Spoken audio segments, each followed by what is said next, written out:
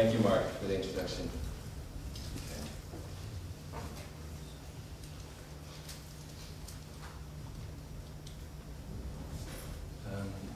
Lights.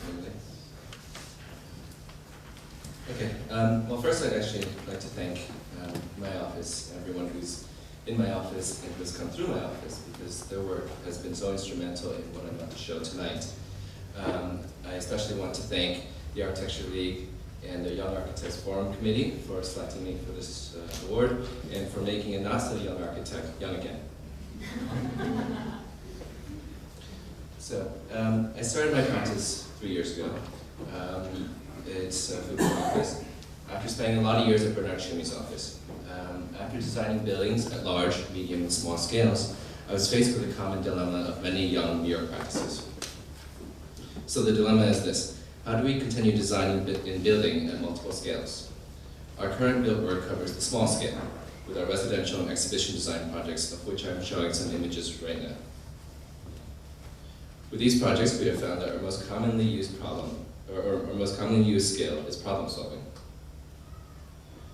Providing answers is much of what we do as architects. This is work that we enjoy doing. However, we have found ourselves asking, is there more we can do than providing answers? As a practice, we have found that it's equally important to be asking questions as well as it is to be providing answers. This has become an ongoing process for us. It's not just about asking questions, but it's about asking the right questions. So we conduct research initiatives in which we find ourselves constantly asking these questions. This lecture will focus on 3 of our research initiatives and the design process that has developed from them. I will show them, and they all fit under the title of Crises, Opportunism, and Present Futures. Crises. Given today's current crises, either political, financial, or environmental, what are our role as architects? Typically, we are brought in after the crisis to solve the problems and to rebuild. But can we engage differently with crises by first asking the right questions? What are the conditions that brought about the crisis? How can architects engage with the organizations and the players involved? In an era of globalization, few crises occur from a singular cause or without multiple layers of impact. Crises are often the intersection of social, political, and environmental causes. Opportunism. We think beyond problem solving using architectural opportunism. Without its pejorative connotation, opportunism allows us to find new places in which we can innovate. We view crises opportunistically as initiators of new spaces, organizations, and forms. We identify the boundaries that exist between political and environmental spaces. These boundaries are what interests us, and it's not only at the intersections, but it's also the misalignments between politics and the environment. The present. We respond to the conditions and constraints that we find ourselves in presently. These constraints are opportunities for our design innovation. The future. As architects, we're always working in the future. It's just a matter of which future we're working towards. Our research initiatives are an in-between of a near and a distant future. Present futures. They require both an engagement with the crises of the present, as well as an ability to project a future vision. We try to work in both the present and the future. This results in a healthy dose of schizophrenia in our office. Part of our work towards the design of the present futures includes parallel research and other examples of occupying new territories. Micronations are self-proclaimed nations, or fictional states, often unrecognized by international law. They occupy territories outside of or ignored by legitimate nations. Their strategies for occupying sites at the margin of borders are informative to our own work. The Principality of Sealand has been in existence since the late 1960s. It's located off the coast of England, just near Ipswich. It is the only stationary, man-made micronation in the world. It capitalizes on a spatial political loophole. It is located 3 kilometers just outside the territorial waters of England by occupying an abandoned naval station from World War II. The station is built on top of the smokestacks of a sunken ship, which you can see in the section on the right. So, the Principality of Sealand identified a site for their micronation by asking the question, What can we occupy that is outside the borders of other nations? As befitting its small nation status, it has survived a raid by competing forces, as well as threats from colonization of Britain.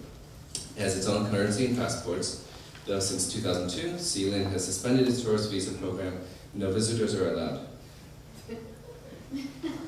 So, I'm going to show 3 research initiatives, one of which has an alternate scenario, so 3.5. In each project, we are rethinking our city's relationships to the water that surrounds us. The example of a flying fish brings up the question, what are the proper boundaries between water and our built environment? If a fish with wings can live both above and below water, what are the marginal spaces that we can occupy? What water boundaries can we cross, and what are the benefits of doing so? So these are conversations we have with fish all the time. So, in the Middle East, political conflicts have as much to do with water as they have to do with land. The control of water in any desert climate is a highly politicized topic, as shown every day in publications. Our No Man's Land project began by asking the question, what can exist in this boundary between political conflict and rapid environmental change? Current events in publications are as important to our research process as they are to showing our final product. Publishing our work brings awareness to the issues that the initiatives raise. Our hope is that some solution, whether ours or someone else's, can be reached before the predicted crisis will occur. In the Dead Sea, the water crisis has reached a critical moment. The sea is receding at a rate of 3 vertical feet per year. This is caused by the redirection of the Jordan River by Israel, Jordan, and the Palestinian Authority. The river is the only source of water feeding the sea. It's causing widespread environmental and infrastructural damage. The fields of sinkholes are damaging roads and below-ground infrastructures necessary for the tourist industry. And the sinkholes you can kind of see on the right. They're even swallowing some tourists. So, our No Man's Land site exists in a spatial political loophole that we have identified. As the water recedes, political borders and environmental borders will no longer align. This seawater will recede asymmetric to the political border that's in the center of the sea. This misalignment would create a no man's land that we propose to occupy as our site. With time, the site would grow as fluid natural borders change in relationship to this fixed political one. Our proposal is to create new tourist resorts in a network of floating islands in the middle of the Dead Sea. This would provide access to the Dead Sea water without the infrastructural damage of the receding sea. The islands would exist in an extraterritorial region and would develop as a slow aggregation over time. The spatial political loophole that provides us with a site would also provide us with a means to define our own water politics. The network of islands would consist of 3 tourist islands of high, medium, and low density, each with their own organizations. There would also be islands to provide distilled water and renewable energy. The high-density resort hotels include a proposal for building envelopes encasing water, which would mitigate the high solar heat of this region. The facades would literally be sweating fresh water. So, our site is in the middle of the Dead Sea at the lowest point on Earth. The first construction would be a system of infrastructure hubs and floating docks. Next, there would be islands transported that produce fresh water and renewable energy. The tourist island development would occur inside out along the infrastructure network. In this way, the design is not a singular master plan. This is just one possibility of what it may look like over time. The ambition of the project is to eventually produce more fresh water than would be needed by the resorts. At this point, the goal becomes the distribution of excess water. Our research has indicated that a high humidity microclimate exists in a zone directly above the sea before it is evaporated by the sun. Condensing the water particles in this humid zone offers the possibility of recapturing large quantities of water. This would be distilled fresh water, not the salty seawater. The excess water could be either returned to sea or redistributed to the neighboring countries, thereby changing a political condition through an environmental strategy. The design process for our research initiatives always involves constantly defining our own constraints. Constraints become our design tool, in this case, calculating the water requirements for the tourist industry in relation to the possible captured water.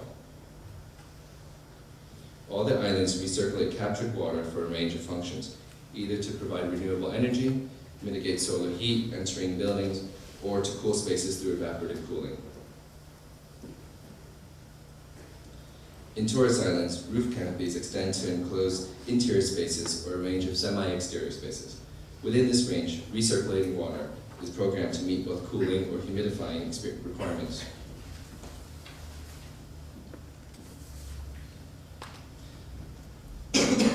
So, each tourist island is understood as a series of microclimates capable of distinct natural habitats.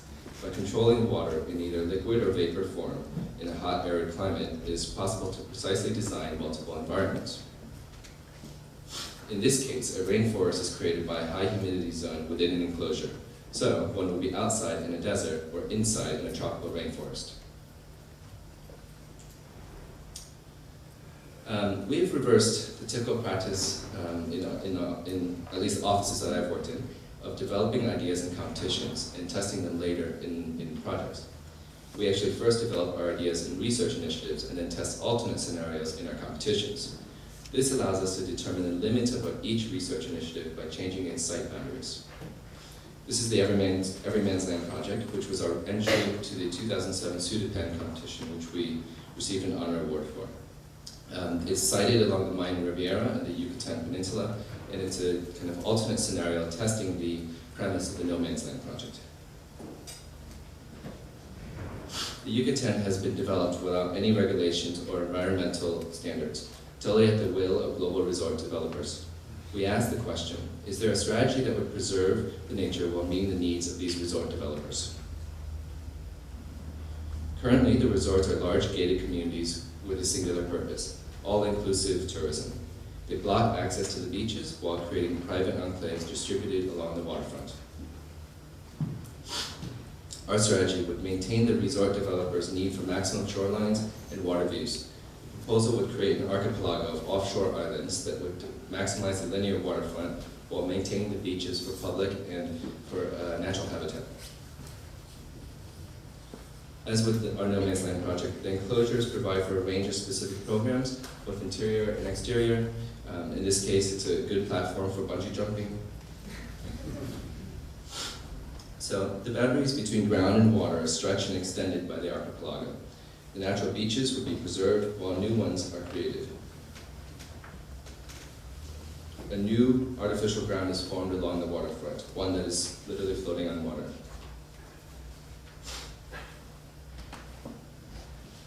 Okay, this is the second research initiative. Our research initiatives allow us to design at multiple scales, from the large scale of a tourist resort to the small scale of a building envelope proposal.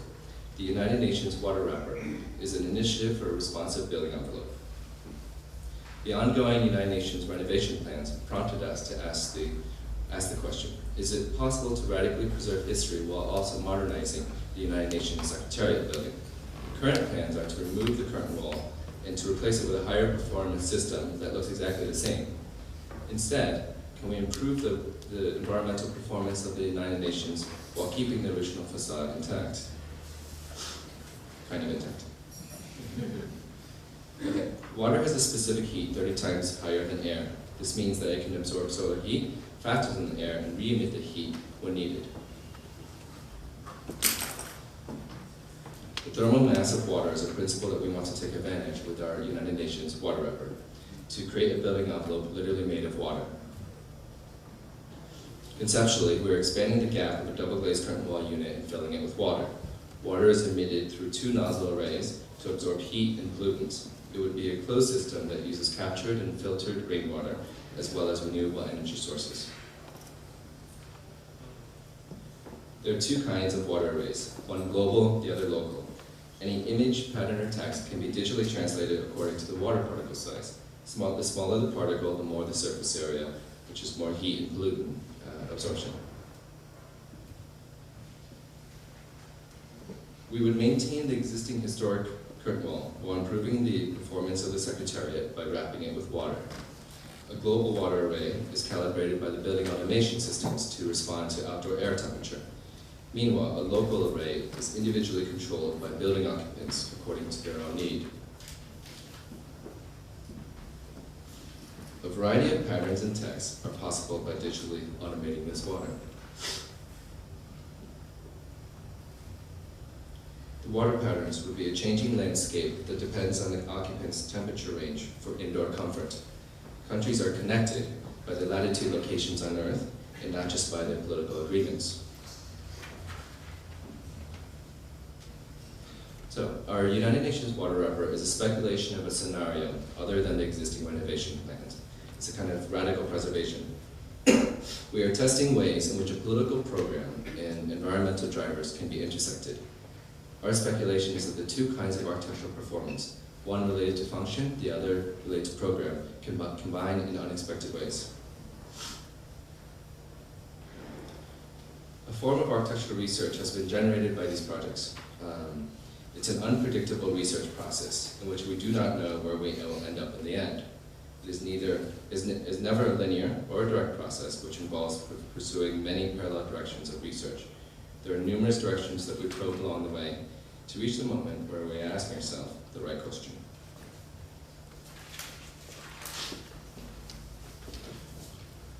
With our Foodopolis project, we ask the question, is it possible for us to change the way that we eat in our developed world, the developed cities, in order to initiate change in the developing world? What are the new architectural spaces and organizations that would result from our new food cities? The recent rising food prices have led to protests in cities around the world, from Mexico City to Jakarta, and from Port-au-Prince to Cairo. It is projected that it will take a decade to lower the global food prices due to the multiple root causes, both global and local. One global cause is the fluctuating cost of oil. Simultaneously, global climate change is significantly decreasing yields from harvest. The local factors also play a role in global supply and demand. For instance, increased meat eating in China has led to a redirection of grain-feed livestock. In addition, farmers in Western nations have been converting their crops for biofuel production, further reducing grain harvest. It's not possible to adjust just one stage of the food supply network. We must address the entire process from growing to eating in order to hope for some substantial change. The diagram on the right is our 100 square foot rule. It's the size of a New York City bedroom, yet it is enough space to provide produce, if grown hydroponically, for one person year-round. 100 square foot farm lots are purchased by New Yorkers to produce food for their own consumption, as well as for their profit. So we ask the question, how can a lettuce farmer compete with a Wall Street banker for land that is valued as high as $5,000 per square foot? Our site occupation strategy identifies the undevelopable waterfront as outside the margins of New York City's real estate drivers. The network of farms will be floating along New York City's waterfronts. They are hydroponic, which means that they are farms that would not require any ground or any soil. They would redraw the boundary between the city and the water that surrounds it. As per usual, a lot of calculations were done to define our constraints. In this case, calculations were done to determine what kind of density strategies can be used to improve the yields from farming within the city. So what will this new urban agriculture look like? Clusters of farms would float along the waterfront. Some clusters are combined with food markets. These are hubs in which food would be packaged and distributed. The markets, both for global and local food trades, would operate through transparent food auctions. The local water network would transport the food from farm clusters to market hubs. The river becomes a source of regional transport between upstate farms and the market hubs. This minimizes the food miles that food would need to travel. We're not proposing that the global food economy would be eliminated. Instead, the rules for this economy could be rewritten, where food purchasing occurs in transparent auction markets, eliminating the middlemen global food brokers. This exists already on a smaller scale in the Tsukiji tuna market in Tokyo. The farms, markets, and public parks are sited all along New York City's waterfront. They would create a new edible edge to the city. The development would occur in stages, not as a singular vision. The ring of parks would form a breakwater, and the farms would be connected to each concentric ring. The farms are floating on spars, while parks and markets are stationary islands. Each module adjusts to tidal change and possible rise in water levels. Each farm, park, or market would control the flow of water and air around its perimeter. River and rainwater are collected and filtered within the hydroponic farms, while market buildings naturally vent the cool air above the water. The triangle module is designed for structural and transportational economy. The triangle is the most economic structural form. 2 triangular modules fit in a barge for transport. The entire construction is modular and can be erected from the water. In a location with markets, the first construction would be the ring of markets and outdoor parks. The global auction markets are built along the docks, while the public markets are accessed from the river's edges. The farms are organized as layers of an onion. Each one forms a breakwater, comprised of a ring of public parks. This would be the first layer of parks and farms. The development would occur over time. There would be a mix of floating farms, market islands, and public park islands. So more layers would produce more farms. In this particular site shown, at its maximum capacity, there's the ability to grow enough produce to feed 4 New York City blocks. So the farms are subdivided into equal 100 square foot lots. They are very light structures that float above the water. In warm weather, water is evaporated in the air to help with plant growth. The water is also condensed on roof membranes for collection in hydroponic tanks. The public market building is a new urban technology. It is as much a public space as it is a market. Food packaging is elevated on a mezzanine above so that it is prepared for pickup by the farm owners. The additional food is sold in smaller markets, allowing for large, open public spaces. So the public space is for both calorie consumption with its food kiosks and cafes, as well as calorie reduction with recreational public spaces. So this new typology for food programs and public spaces would change the relationship between the cities we live in and how we eat in them. New York City would have a redrawn water border that is based on a food economy.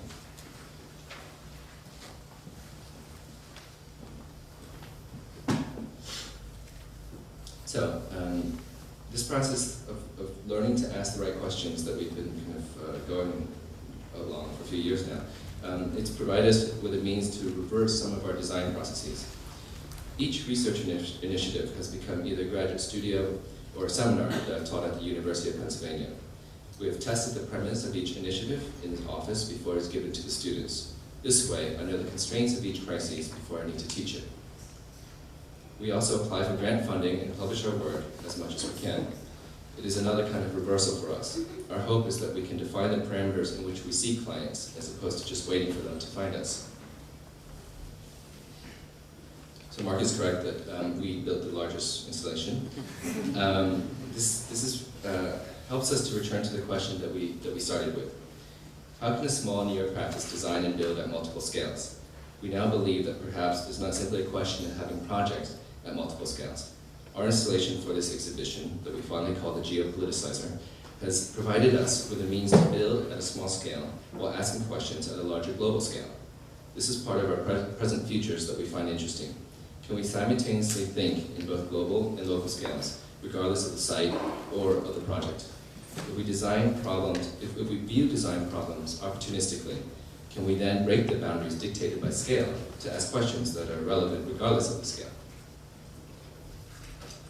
Thank you.